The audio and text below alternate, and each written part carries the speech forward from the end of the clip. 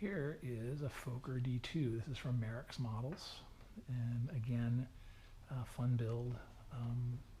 Pretty well detailed, nice cockpit interior. The machine gun was especially nice on this thing. I really like it.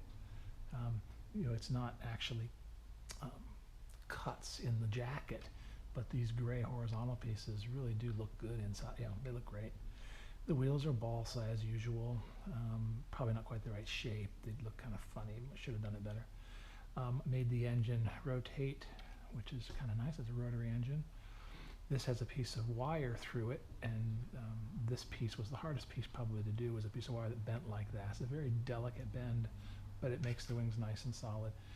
The kit also calls for there to be a bunch of ribs in here. Instead, I took a piece of 1/16 balsa and shaped it like an airfoil and glued the paper to that on the top and bottom wing to give it some rigidity. The wings then, bottom wings, are put in with a couple of pieces of wire, and then the top wing is plenty rigid, and then the wire goes out here and holds them all together. So the centerpiece has really worked out great. These are just very small pieces of paper. When I put the thing together, I started by putting the inner planes on, and then I put on the cab vanes after it's all done. I added a little bit of, I added the control that goes underneath. I believe that's actually probably would have been the guy's stick, maybe, I'm not sure. Added the handholds and things. The tail skid, his this is pulled plastic sprue, but everything else is fine. Fully rigged with easy line again. The model, the way you put in the interplane structure in the model is you have a piece of wire that you're supposed to bend that looks like this, and like this, and you sandwich that inside and bring it down. I find it easier just to make these out of very thin wire, put the paper around it, and just put them in individually. But that's just me. I put down his I think these are steps to get into the cockpit, although they're on both sides. I'm not sure, but I think that's what those are. And then I had the only part on the kit that didn't seem to be realistic, or I guess correct, were the way they had these little pulleys for the wing warping. It seemed like, at least on the model, it seemed like they were facing out this way, so they were 90 degrees to what I have them.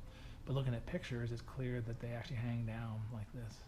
So these are basically pieces of very thin plastic painted, and then the pulleys are paper, just came from the model with holes punched out of them, but they're glued into the trailing edge.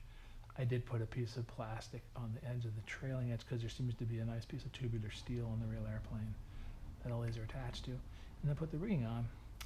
I also hit this again with the airbrush and detail painting afterwards. These things got really mucky, and so a lot of oil and things coming from the inside, and so that's what I tried to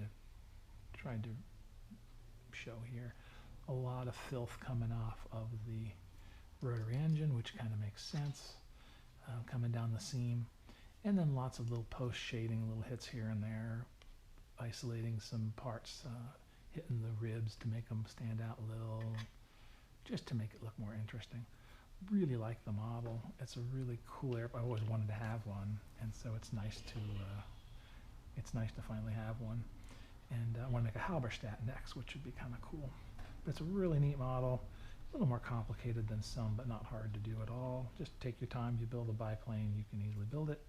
And now you have a 1/32 scale Fokker D2 in your collection, which is very, very unusual. So I really, really, really like it.